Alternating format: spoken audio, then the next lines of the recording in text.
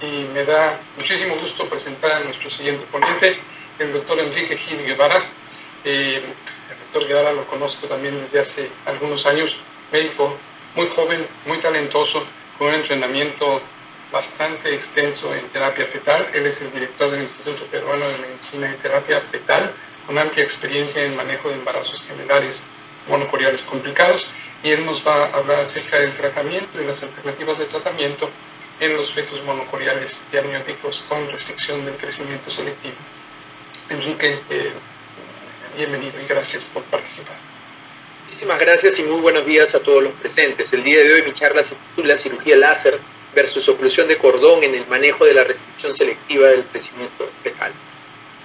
Para esto he dividido mi presentación en definición, clasificación, importancia del primer trimestre y diagnóstico diferencial, así como el manejo quirúrgico prenatal y finalmente las conclusiones. En cuanto a la definición, primero es importante determinar la corionicidad, ya que como sabemos las gestaciones gemelares monocoriales tienen peor pronóstico que las dicoriales, debido a que comparten la misma placenta y por lo tanto la muerte de un bebé afecta a la supervivencia del otro o incluso su integridad neurológica. La base fisiopatológica de la restricción selectiva del crecimiento gira en torno a la asimétrica distribución del territorio placentario, como ustedes pueden ver en esta imagen. Por lo que la definición operacional de la restricción selectiva del crecimiento fundamentalmente gira en torno a un bebé pequeño. Y por lo tanto, un bebé que tenga un peso estimado por debajo del percentil 3 nos hace el diagnóstico de restricción selectiva del crecimiento fetal, o cuando se presenten dos de los siguientes 4 criterios. Un peso del gemelo pequeño ya no por debajo del percentil 3, sino por debajo del percentil 10, asociado a una discrepancia intergemelar mayor o igual al 25%, o una circunferencia abdominal de este mismo gemelo pequeño por debajo del percentil 10, o el índice de pulsatilidad de su arteria umbilical por encima del percentil 95, recordando que la incidencia de esta complicación en las gestaciones monocoriales gira en torno del 10 a 15%. Una vez hecho el diagnóstico, tenemos que clasificar a esta patología en 3 tipos, fundamentalmente dependiendo del Doppler de la arteria umbilical del gemelo pequeño. El tipo 1 fundamentalmente tiene un Doppler umbilical normal en la ecografía y traduce una asimetría leve en la distribución del territorio placentario, por lo que el pronóstico es bueno para el gemelo pequeño, con una muy alta tasa de supervivencia y el manejo por lo general es expectante. En cambio, en la restricción selectiva del tipo 2, vamos a tener una gran asimetría en la distribución del territorio placentario y por lo tanto el Doppler del umbilical va a presentar un flujo diastólico ausente o reverso. El pronóstico es malo para el gemelo pequeño, ya que hay un 90% de deterioración probable de este bebé. Y tenemos básicamente 2 opciones, la cirugía láser o la oclusión del cordón, que es lo que vamos a tocar en esta charla.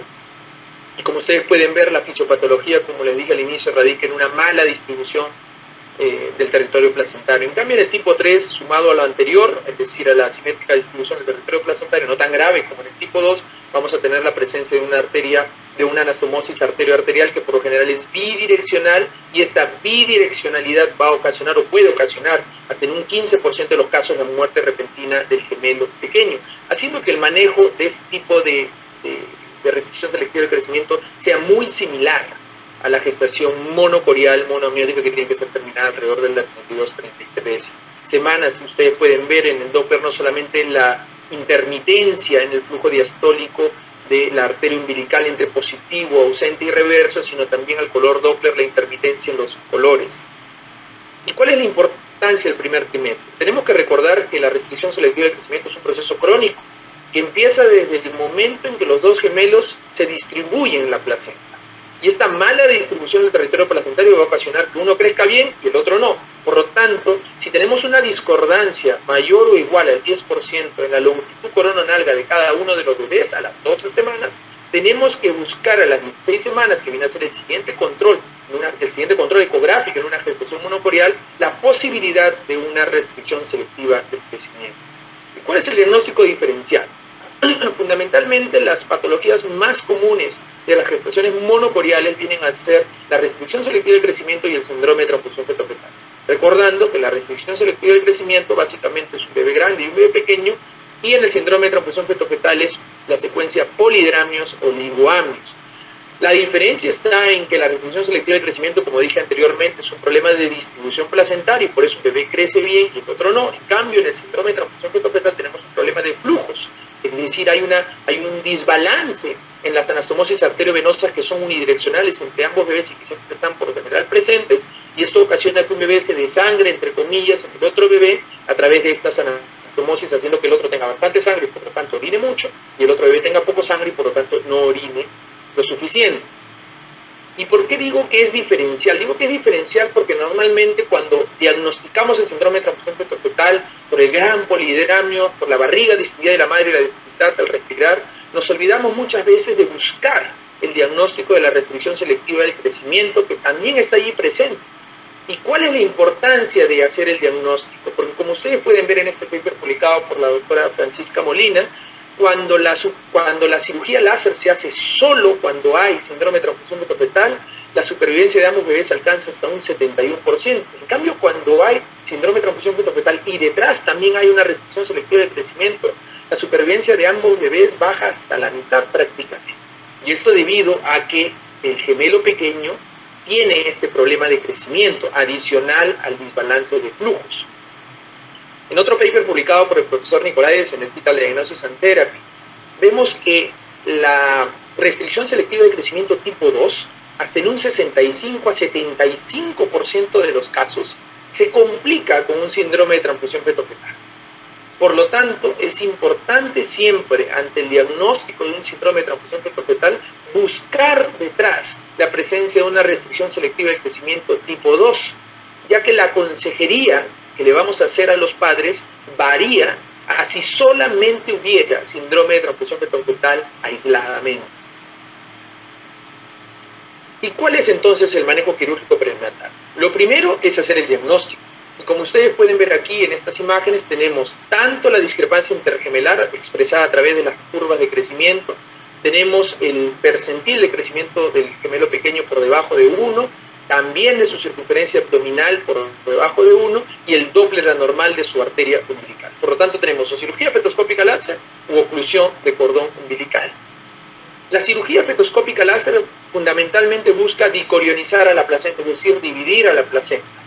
Y para eso lo que vamos a hacer a través de una fibra láser es identificar a las anastomosis arteriovenosas y a las arterioarteriales y proceder a quemarlas. A diferencia del síndrome de transfusión fetal, donde hacemos o aplicamos una técnica Solomon para evitar la presencia secundaria de la secuencia anemia policitemia gemelar, en la restricción selectiva de crecimiento vamos a hacer una ablación selectiva de estos vasos para tratar de cuidar al máximo la circulación que le pueda llegar al gemelo pequeño y darle una mejor chance de sobrevida al hacer esta cirugía láser, que es fundamentalmente la razón de ser de la misma.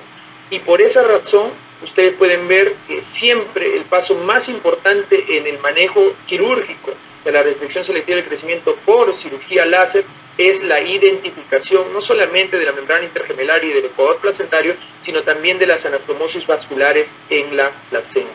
En el caso de la oclusión del cordón, fundamentalmente consiste en ingresar un forceps bipolar que en 2 a 3 sitios distintos del cordón umbilical va a proceder a coagular y luego con una fibra láser procede a cercenarlo, recordando que esta también, la oclusión del cordón, tiene otras indicaciones, como una anomalía severa discordante en uno de los gemelos, la secuencia TRAP, etc.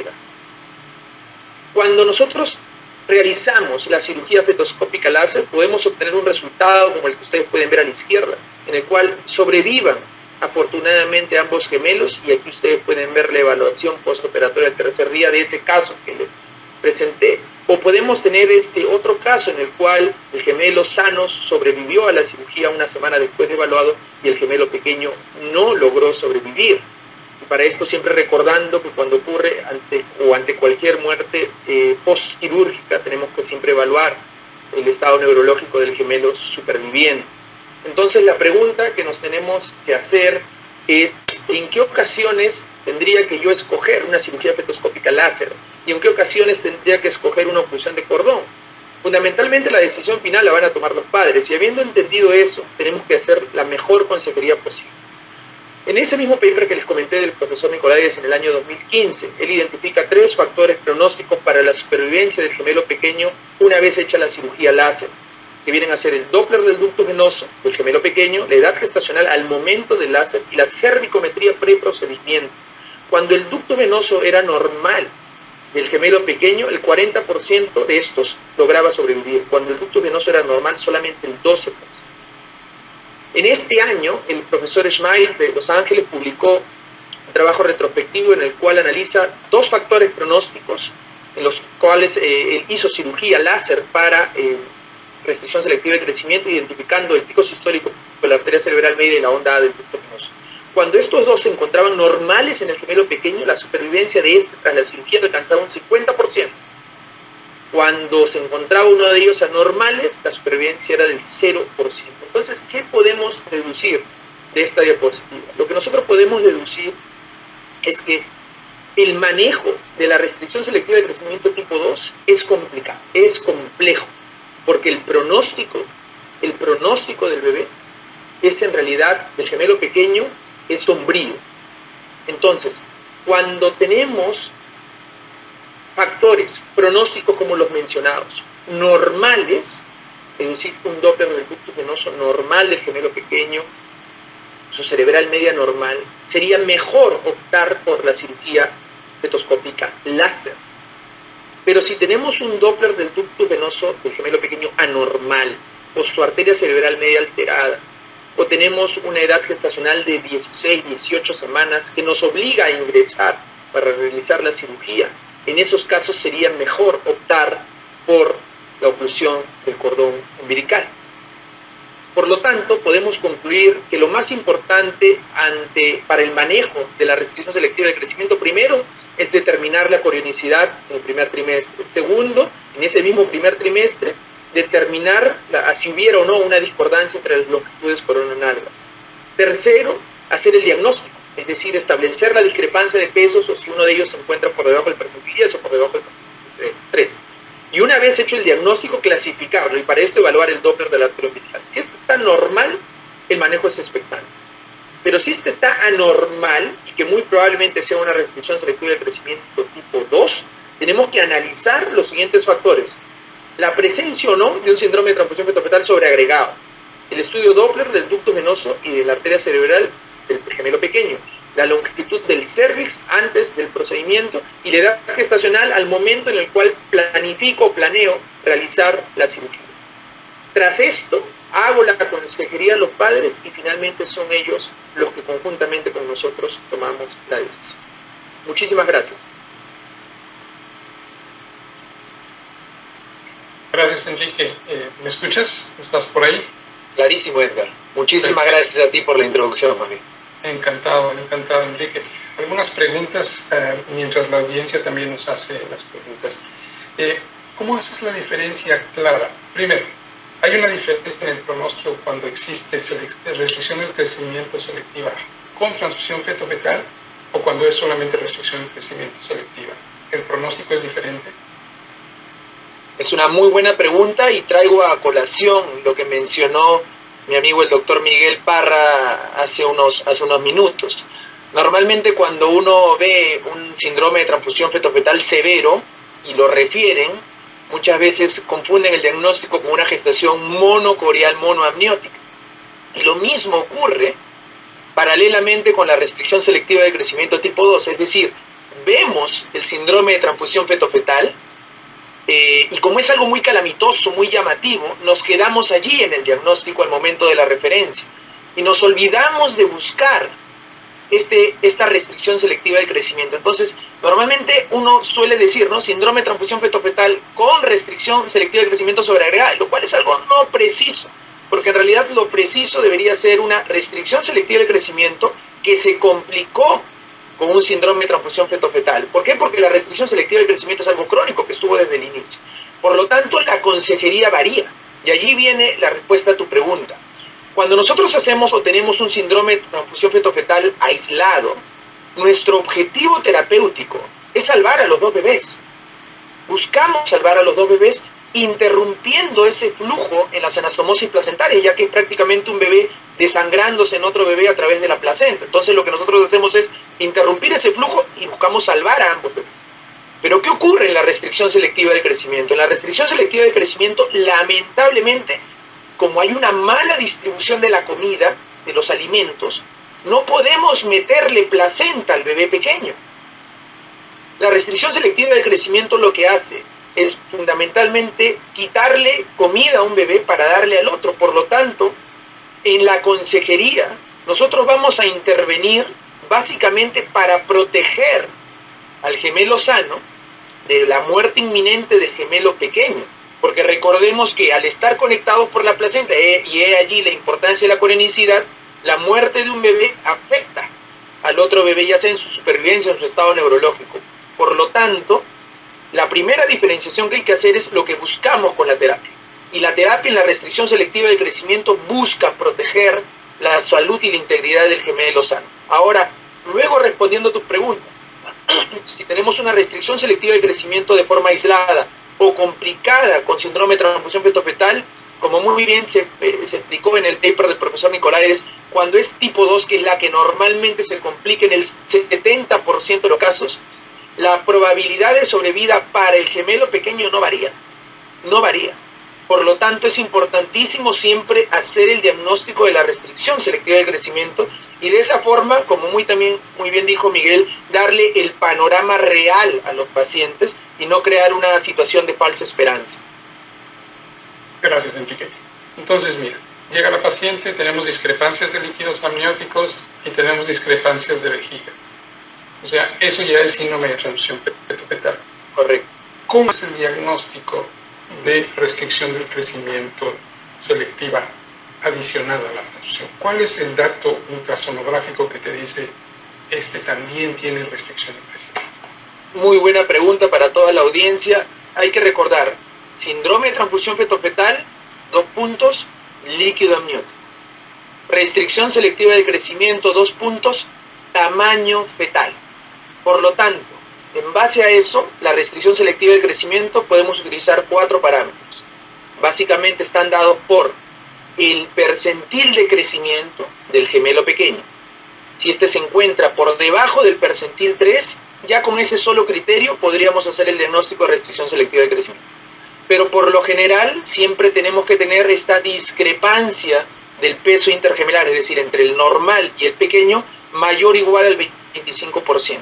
O también utilizar las circunferabdominales, que básicamente son indicadores ecográficos de crecimiento fetal. Y si también la discrepancia se encuentra mayor o igual al 25% o el percentil de la barriga se encuentra por debajo del percentil 10, también podemos hacer el diagnóstico con esos 2 criterios. Magda, Miguel, ¿tienen algún comentario, alguna pregunta? No, yo creo que queda muy claro, sobre todo la complejidad de estos casos de gestaciones complicadas con una sola placenta, gestaciones monocoriales. Tal vez, Magda, un punto adicional es que también hay que tener en cuenta la inserción de los cordones, porque en ocasiones es imposible hacer la fectoscopia láser porque los 2 cordones surgen prácticamente unidos. Y ahí no hay ecuador vascular, no hay nada, y los centros que tienen la técnica disponible tienen que tener la posibilidad de hacer el apinzamiento del cordón, porque van a tener que tomar una decisión allí intraoperatoria, pero los padres, vuelvo y digo, tienen que estar informados al respecto, Magda. Esto es muy cierto y yo creo que hay algunas gestaciones en las que nos metemos con un láser y es completamente imposible. Lo único que yo quisiera remarcar es que hay que aplicar lo que estamos diciendo según el contexto médico-legal del país en el que nos encontremos trabajando. Hay muchos países, en mi contexto, por ejemplo, ahora mismo en Texas, nosotros no podríamos ofrecer una oclusión de cordón en las situaciones en las que estamos hablando. Así que todo esto es con el marco de referencia médico-legal en el que nos encontremos practicando. Magda, discúlpame, yo quisiera agregar a lo que acaba de mencionar Miguel, es algo importante en el primer trimestre. Normalmente en la ecografía del primer trimestre nos abocamos a hacer el diagnóstico definitivo de la corionicidad. Pero hay algo muy importante que siempre es bueno también entrenar a los nuevos ginecólogos que entran en el campo de la medicina fetal, que es la visualización en el primer trimestre de la inserción de los cordones umbilicales. Si uno tiene una gestación monocorial, vía amniótica, un embarazo monocorial vía amniótico, y vemos que uno de los bebés tiene una inserción del cordón céntrica y el otro la tiene marginal o incluso velamentosa en el primer trimestre, uno ya tiene que estar preparado para lo que le va a venir a las 16 semanas. Incluso si la longitud coronal no alcanza ese 10% de discrepancia, uno sabe muy bien que la fisiopatología detrás de esta restricción selectiva de crecimiento es esta precisamente mala distribución, y la mala distribución se ve reflejada por una mala inserción placentaria. Entonces, lo que acota Miguel también es cierto, en el campo de la restricción selectiva de crecimiento no suele presentarse mucho porque siempre vamos a tener un cordón que está muy alejado del otro. En el caso de las gestaciones monocoreales monoamnióticas, como muy bien mencionaron, me preguntan, ¿pero por qué no hay restricción selectiva de crecimiento allí? No suele haber, porque obviamente están juntos, o sea, no hay una posibilidad de una mala distribución. Y la posibilidad de síndrome de transfusión fetal también es un poco, bueno, se da, ojo, no digo que no se dé, un poco rara porque están allí, las anastomosis no permiten ese intercambio. Y obviamente sí, el enredamiento de cordón es algo que se presenta mucho.